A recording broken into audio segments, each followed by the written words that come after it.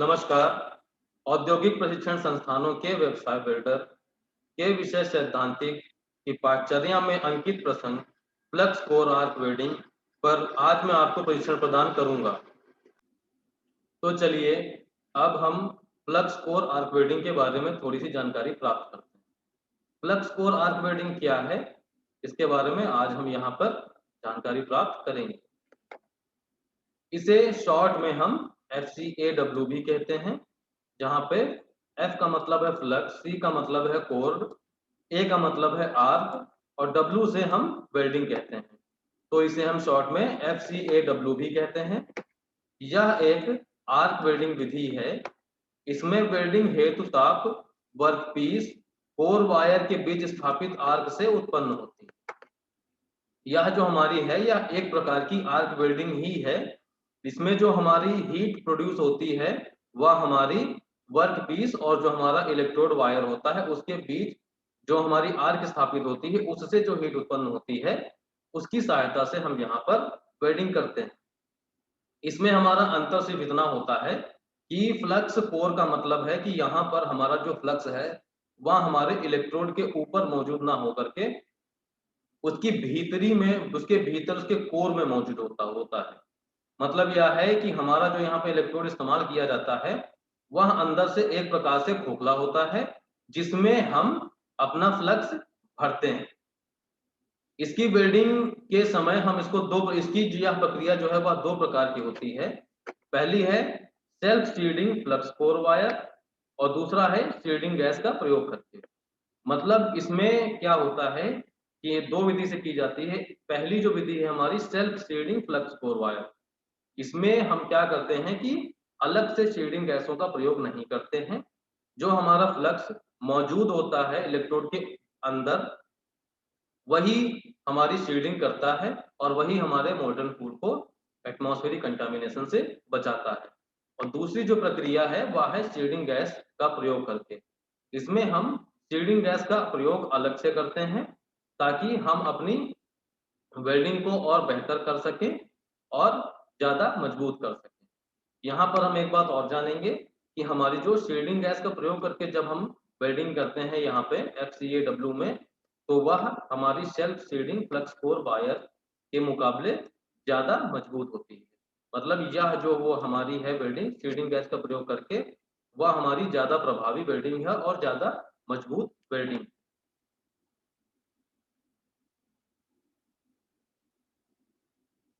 यह हमारा चित्र है जिसके माध्यम से हम थोड़ा सा फ्लक्स कोर आर्क वेल्डिंग के बारे में और अच्छे से जानकारी प्राप्त कर सकते हैं।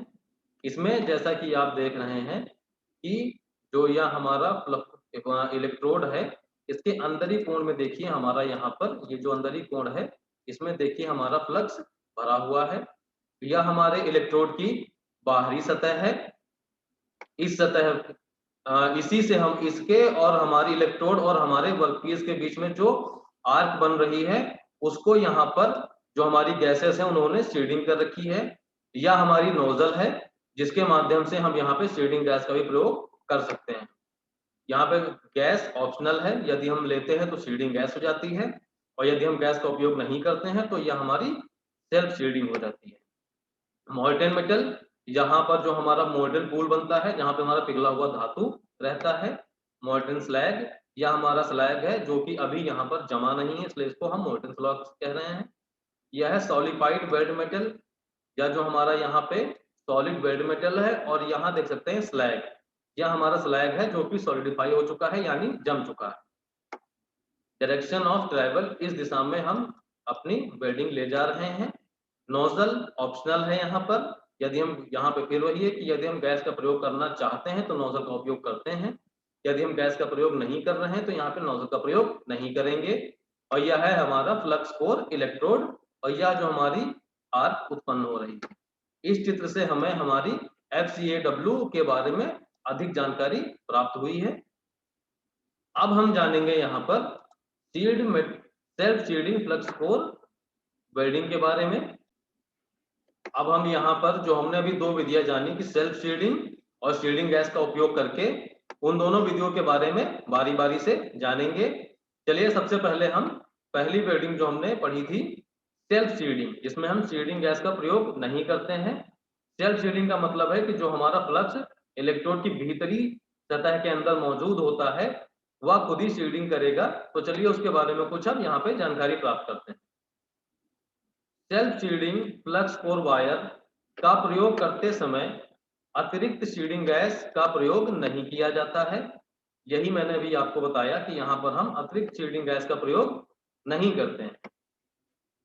इसका प्रयोग वहां किया जाता है जहां पर सीडिंग गैस सिलेंडर की सप्लाई नहीं होती है या कठिन होती है। तो मतलब हम सेल्फ सीडिंग गैस का प्रयोग उन जगहों पर करते हैं जहां पर किसी वजह से हमारी जो सीडिंग गैसेस हैं उनकी सप्लाई नहीं हो पा रही है या वहां पे उनका ले जाना कठिन हो जाता है, तो हम वहां पर self seeding flux core wire का इस्तेमाल करते हैं। इस प्रकार की तारों को तारों का कोर पाउडर्ड मेटल से बनता है जिसमें गैस उत्पन्न करने के कंपाउंड डीऑक्सीडाइजर और क्लीनर मिलते हैं। मतलब कि जो हमारा यहाँ पे हम self shielding flux core wire इस्तेमाल कर रहे हैं उसका जो भीतरी जो भाग है उसमें हमारा पाउडर्ड मेटल भरा हुआ होता है जो कि हमारी सीडिंग गैसेस उत्पन्न करने की क्षमता रखता है ताकि वह मोल्टन पूल के इर्द गिर्द सीड बना सके और हमारे मोल्टन पूल को जो एटमॉस्फेरिक कंटामिनेशन है उससे बचा सके। तो इतने इस अभी हमने इसमें इतना ही जाना कि इसमें हम गैस का प्रयोग नहीं करते हैं और जो हमारा वायर है वह स्वयं से ही शेडिंग करने में सक्षम होता है। सेल्फ वेल्डिंग करते समय उत्पन्न शेडिंग गैस पिघलती हुई धातु की रक्षा करती हैं, जबकि धातु ठंडा होते समय स्लैग फॉर्मिंग कंपाउंड सॉलिडिफिकेशन के समय वेल्ड पूल की रक्षा करते हैं। मतलब यहाँ पर यह है कि जिस समय हम वेल्डिंग कर रहे होते हैं उस समय जो हमारी शेडिंग गैसेस इलेक्ट्रोड से उत्पन्न हो रही होती हैं वह हमारी पिघली धातु यानी मोल्टन पूल की रक्षा करती हैं। और जब हमारा जो हमारा वेल्ड है वह सॉलिड होने लगता है तो जो हमारा स्लैग जो बना हुआ होता है वह हमारे बीड की रक्षा करता है और उसको एक समान तरीके से ठंडी हो सके उसमें भी मदद करता है। इस प्रक्रिया का प्रयोग सेमी या पूर्ण ऑटोमेटिक वेल्डिंग में करते हैं और विशेष साइट वर्क में प्रयोग की जाती है।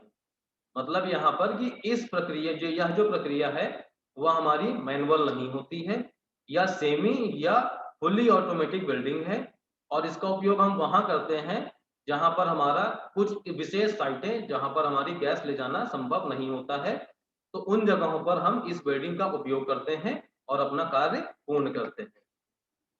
यह कार्बन स्टील की वेल्डिंग के लिए उपयुक्त है लेकिन इसकी गुणवत्ता गैस सीडेड वेल्डिंग की अपेक्षा निम्न स्तर है। ये बात मैंने अभी आपको प्रशिक्षण की शुरुआत में ही बताई थी कि यह जो हमारी है यह गैस सीडेड वेल्डिंग की अपेक्षा इसकी जो वेल्डिंग है वह कुछ निम्न है और इसकी यह जो है हमारी वेल्डिंग वह कार्बन स्टील की वेल्डिंग के लिए भी इस्तेमाल की जाती है।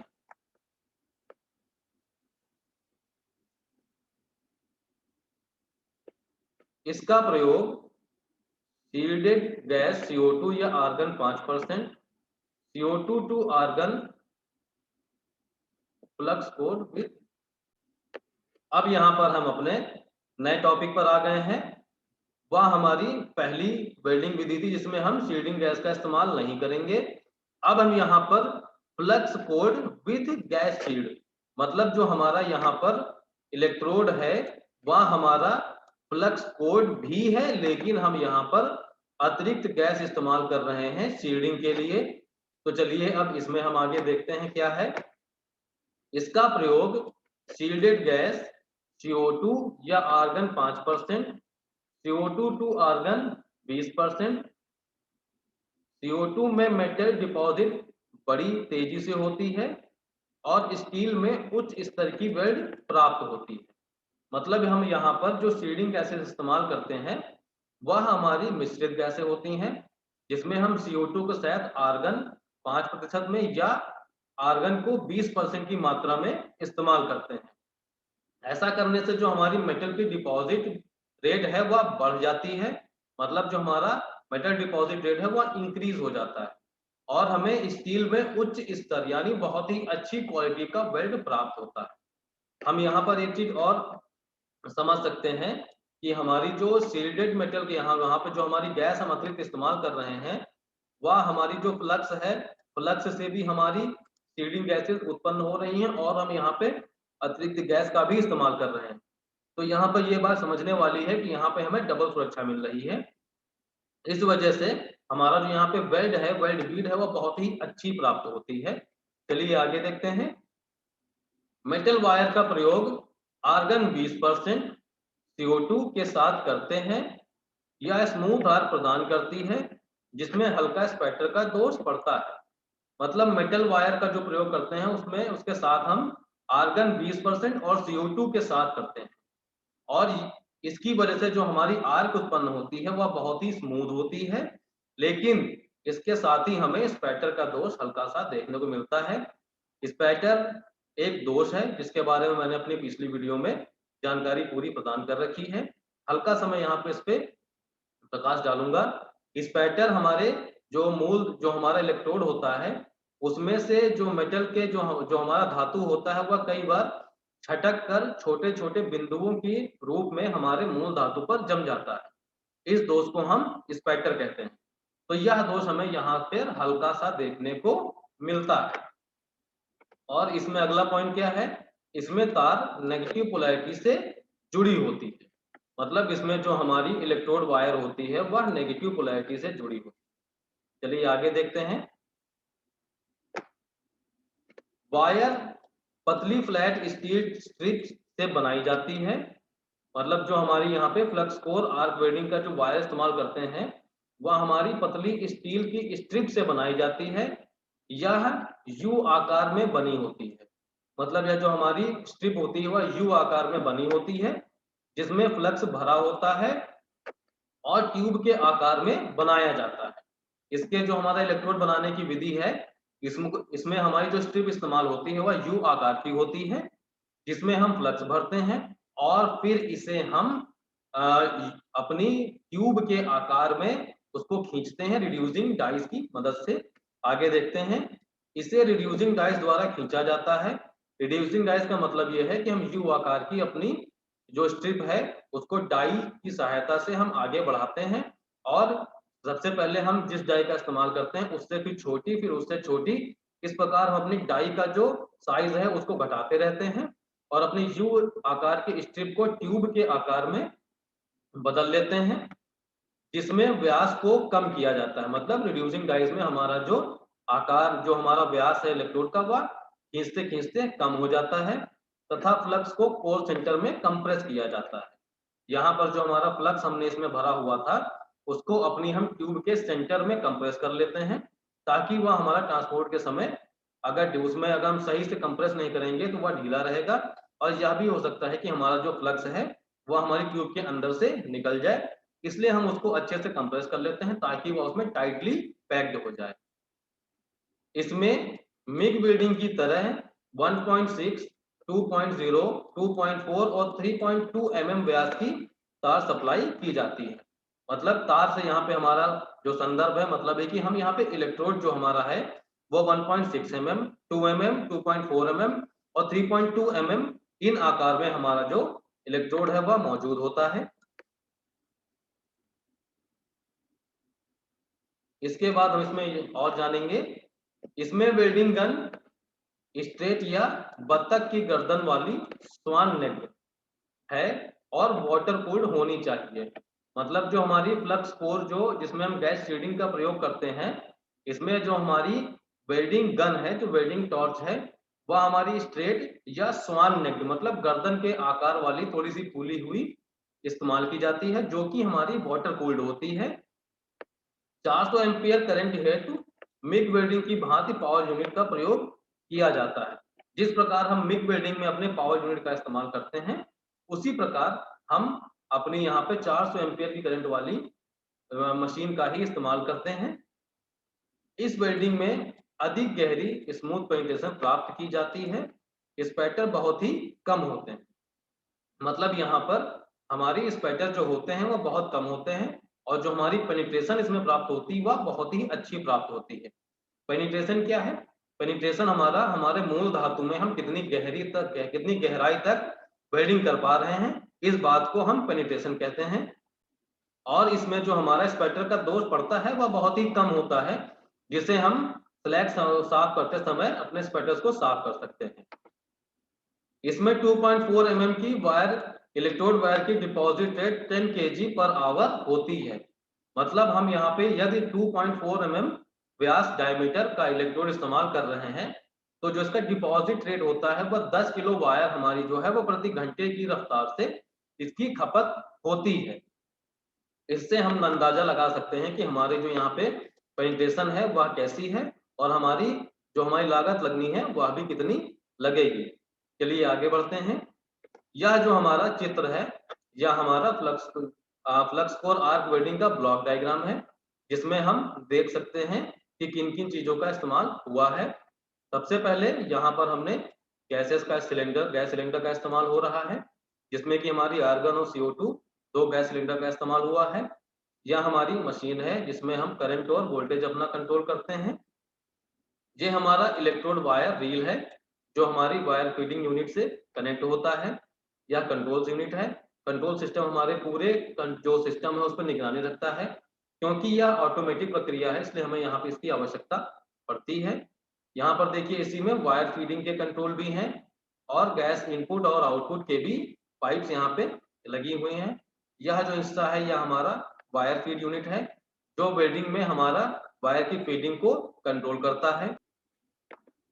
उसके बाद हमारी यहाँ पर आप दो प्रकार की गैसेस देख सकते हैं, टॉस देख सकते हैं, जिसमें से एक विदाउट गैस है और एक विद गैस है। विदाउट गैस वाले में हमारा देखिए नॉर्मल है, लेकिन जो गैसेस वाली उसमें देखिए हमारे इलेक्ट्रोड जो टिप है वह स्वान नेक्ड है, खुली हुई है और यह हमारा बेस मेटल है जिसकी हमें वेल्डिंग करनी है। तो यह एक हमारा ब्लॉक डायग्राम था जिससे हम मोटा मोटा अपनी वेल्डिंग की सेटअप को समझ सकें। अब हम जानेंगे कि हम अपने फ्लक्स कोर जो वेल्डिंग जिसमें गैस का इस्तेमाल करते हैं विद शील्डेड गैस में किस प्रकार के इलेक्ट्रोडों यानी फिलर वायरों का इस्तेमाल करते हैं। पहला जो है वह है हमारा रूटाइल टाइप। यह अच्छी स्मूथ आर्क वेल्ड अच्छी दिखाई देती है। इसमें हमारी जो आर्क है वह बहुत स्मूथ रहती है और उसमें वेल्ड अच्छी दिखाई देती है। इसमें स्लैग को आसानी से हटाया जाता है। इसका प्रयोग माइल्ड स्टील और मीडियम कार्बन स्टील के butt weld, fillet weld, flat, horizontal और वर्टिकल पोजीशन में करते हैं। मतलब इसमें हम सभी पोजीशन में वेल्डिंग कर सकते हैं सिर्फ ओवरहेड को छोड़कर। ओवरहेड पोजीशन के लिए हम यहाँ पे इसका प्रयोग नहीं करते हैं। इसमें जो हमारी वेल्ड है वो बहुत इस प्रकार का जो हमारा फिलर वायर है उसका इस्तेमाल करने से हमारा वेल्ड भी अच्छी बनती है और हमारा जो स्लैग है वो बहुत आसानी से छुड़ाया जा सकता है। दूसरे प्रकार का जो हमारा यहाँ पे इलेक्ट्रोड है वह बेसिक हाइड्रोजन कंट्रोल्ड टाइप है। इसमें देखते हैं क्या है। यह सभी पोजीशन वेल्डिंग में उपयुक्त है और कम तापमान में वेल्डिंग अच्छी होती है। मतलब कि यहाँ पर इसका हम उपयोग सभी प्रकार की पोजीशन वेल्डिंग में कर सकते हैं। हर प्रकार की पोजीशन में वेल्डिंग की जा सकती है और यह जो हमारा इलेक्ट्रोड है वह कम तापमान में भी अच्छी वेल्डिंग प्रदान करने में सक्षम है। अगला देखते हैं। यहाँ पे basic hydrogen control type steel है। इसमें 2.5% निकिल मिली हुई होती है। इसमें जो हमारा इलेक्ट्रोड है इसमें हम 2.5% निकिल भी मिला देते हैं। और अगला जो हमारा प्रकार है वह बेसिक हाइड्रोजन टाइप है। यह हमारी कंट्रोल टाइप वेल्डिंग के लिए इस्तेमाल होता है। इसमें 1% क्रोमियम, 0.5% मॉलिब्डेनम स्टील मिली हुई होती है। चलिए अब आगे बढ़ते हैं। इसमें फ्लक्स कोर आर्क वेल्डिंग में और GMAW वेल्डिंग में जो हम इक्विपमेंट्स इस्तेमाल करते हैं, जो हम साधन इस्तेमाल करते हैं, जानते हैं उन दोनों में कितना अंतर है। हमारी जो FCAW वेल्डिंग है वह हमारी GMAW का ही एक पार्ट है, लेकिन इसमें हम शील्डिंग गैसों के साथ साथ फ्लक्स कोर वायर का भी इस्तेमाल करते हैं। इसलिए हम इनकी मशीनरी में कितना डिफरेंस है वो भी जानकारी प्राप्त कर लेते हैं। फ्लक्स कोर आर्क वेल्डिंग, जिसे हम शॉर्ट में FCAW भी कहते हैं, और GMAW gas metal arc welding में प्रयुक्त होने वाले उपकरण मुख्यतः वेल्डिंग टॉर्च और फीड रोलर की रचना में अंतर होता है। मतलब यहाँ पर हमारी जो वेल्डिंग टॉर्च है और फीड रोलर है, जो कि हमारा वायर की फीडिंग को कंट्रोल करता है, इन दोनों में अंतर होता है। सेल्फ फीडिंग वायर के लिए वेल्डिंग टॉर्च की रचना बहुत ही सरल होती है। जैसे कि मैंने अभी आपको चित्र में दिखाया था कि जब सेल्फ फीडिंग का इस्तेमाल करते हैं तो वहां पर हम अपनी नोजल का इस्तेमाल नहीं करते हैं, तो इसमें हमारी जो टॉर्च की संरचना है वो बहुत ही सरल हो जाती है। और आगे देखते हैं, इसमें गैस नोजल की आवश्यकता नहीं होती है। इसी प्रकार फ्लक्स कोर वायर के लिए प्रयुक्त feed roller mild tubular wire पर अत्यधिक दाब लगाए बिना तार की फीड को सुनिश्चित करता है। मतलब जो हमारा यहाँ पे हम GMAW में जो हम फीड रोलर इस्तेमाल करते हैं, वह हमारे तार पर अत्यधिक दबाव बनाए रखते हैं, जिससे हमारा तार जो है वह सीधा भी होता रहता है और फीड भी होता रहता है। लेकिन हमारा यहाँ पे जो फ्लक्स कोड वायर है वह हमारा हॉलो वायर होता है, हॉलो फीड वायर होता है, इसलिए हम इस पे अत्यधिक दबाव नहीं बनाते हैं। तो यहाँ पर जो हमारा रोलर इस्तेमाल किए जाते हैं वह इस प्रकार के किए जाते हैं कि हमारा यहाँ पर जो वायर है उस पर अत्यधिक दबाव ना पड़े और हम अपने वायर को ठीक प्रकार से आगे अपने उसमें उसकी जो खपत है उसको नियंत्रित कर सकें बिना हमारे वायर को नुकसान पहुंचाए। अब हम आगे जानेंगे कि FCAW और GMAW में मेटल ट्रांसफर में कितना अंतर है। GMAW से हम यहाँ पर क्या जान रहे हैं, GMAW का पूरा नाम है गैस मेटल आर्क वेल्डिंग, जो कि हमारी FCAW यानी फ्लक्स कोर आर्क वेल्डिंग के समान है। इसमें अंतर सिर्फ इतना है कि हमारी GMAW में हम सीडिंग गैसों का प्रयोग करते हैं और जो वहां पे हमारा फिलर वायर इस्तेमाल होता है वह सॉलिड होता है, लेकिन FCAW में हमारा जो फिलर वायर होता है वो अंदर से खोखला होता है, जिसमें हमारा फ्लक्स अलग से भरा हुआ होता है। चलिए देखते हैं इसमें कितना अंतर है। FCAW में मेटल ट्रांसफर GMAW से भिन्न होता है। FCAW में ठोस तार GMAW की तरह स्थायी डीप ट्रांसफर उत्पन्न नहीं होता है। मतलब FCAW और इन दोनों में जो हमारा मेटल ट्रांसफर तो भिन्न होता ही है। FCAW में ठोस तार GMAW की तरह स्थायी डीप ट्रांसफर उत्पन्न नहीं होता है। मतलब हमारा FCAW में हम ठोस तार भी इस्तेमाल नहीं करते हैं और GMAW की तरह हमारा स्थायी जो डीप ट्रांसफर है वह नहीं होता है। फ्लक्स पोल बेसिक वायर के साथ होता है, जबकि रोटाइल वायर के साथ फ्लक्स पोल नहीं होता है। फ्लक्स पोल क्या है वो हम अभी आगे जानेंगे। हमारा जो बेसिक वायर जो हम इस्तेमाल करते हैं GMAW में, उसमें हमारा फ्लक्स वायर के साथ हो तो फ्लक्स पोल जो है बेसिक वायर के साथ होता है, लेकिन हमारा रोटाइल वायर के साथ फ्लक्स पोल नहीं होता है।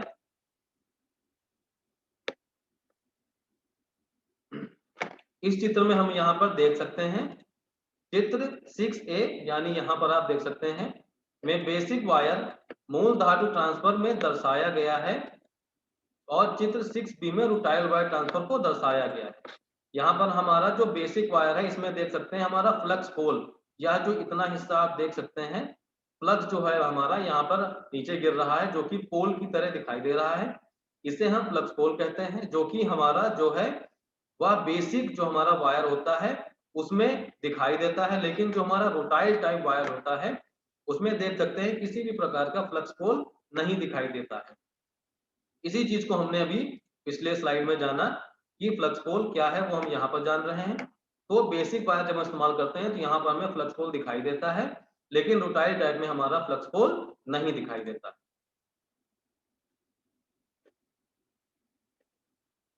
चलिए अब इसी में और आगे देखते हैं।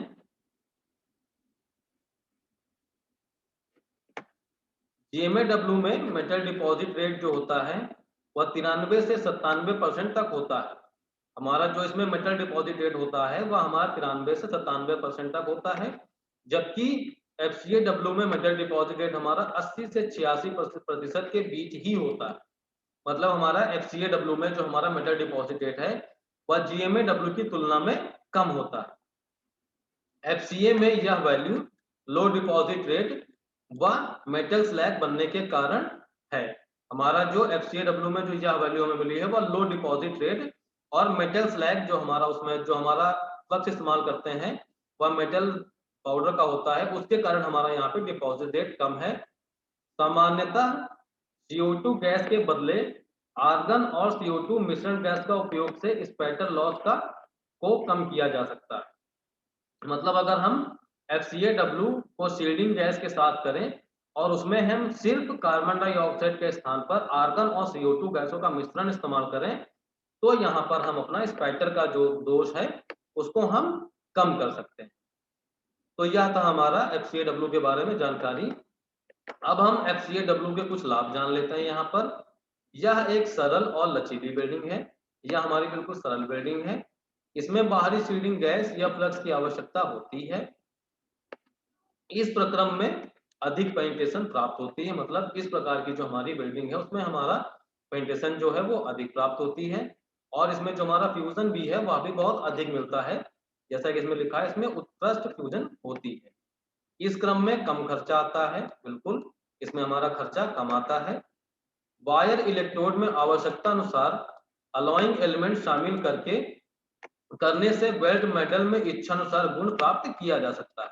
मतलब जो हम इसमें वायर, जो फीड वायर जो इस्तेमाल करते हैं, उसमें अगर हम अलॉइंग एलिमेंट का इस्तेमाल करें तो उसमें हम जिस प्रकार के गुण चाहते हैं उस प्रकार के धातुओं को उसमें ऐड करके हम अपनी इच्छा अनुसार उसमें वेल्ड बीड को प्राप्त कर सकते हैं। तो यह थे हमारे कुछ लाभ हमारी FCAW के। अब हम FCAW के अपने प्रशिक्षण को यहाँ पे समापन की ओर लाते हैं और इसका सारांश देखते हैं कि हमने इसमें क्या क्या जानकारी प्राप्त की। FCAW में शील्डिंग प्लस कोर वायर का इस्तेमाल होता है, और हम यहाँ पर सिर्फ कोर वायर के साथ साथ शील्डिंग गैस का भी प्रयोग कर सकते हैं। FCAW यहाँ पे हमने क्या दो प्रकार की जानी। एक सबसे पहली चीज तो इसमें जो हमने जानकारी प्राप्त करी कि इसमें हमारा जो फ्लक्स है वह इलेक्ट्रोड की ऊपरी सतह पर ना होकर के भीतरी सतह में होता है, और इसको हम शील्डिंग गैस के साथ और शील्डिंग गैस के बिना दोनों प्रकार से इस्तेमाल कर सकते हैं। और हमने यहाँ पे FCAW और GMAW के जो इक्विपमेंट्स होते हैं उनमें कितना अंतर होता है वह जाना। FCAW और GMAW में मेटल ट्रांसफर में कितना अंतर होता है वह भी जाना, और FCAW के लाभ जाने। अगर आप इनमें से किसी के बारे में भी जानकारी प्राप्त करना चाहते हैं तो इस वीडियो को बैक करके आप फिर से उतना हिस्सा देख सकते हैं। यह जो मैंने आज आपको प्रशिक्षण प्रदान किया है, यह हमारी एडवांस बिल्डिंग टेक्नोलॉजी की किताब जो कि प्रीतम ठाकुर द्वारा लिखी गई है उससे प्रदान किया है। आप अतिरिक्त जानकारी के लिए इस किताब की सहायता ले सकते हैं और अधिक जानकारी प्राप्त कर सकते हैं। आज मैंने आपको फ्लक्स कोर आर्क वेल्डिंग पर प्रशिक्षण प्रदान किया है। आशा है आपको यह प्रशिक्षण भविष्य में मददगार साबित होगा। धन्यवाद।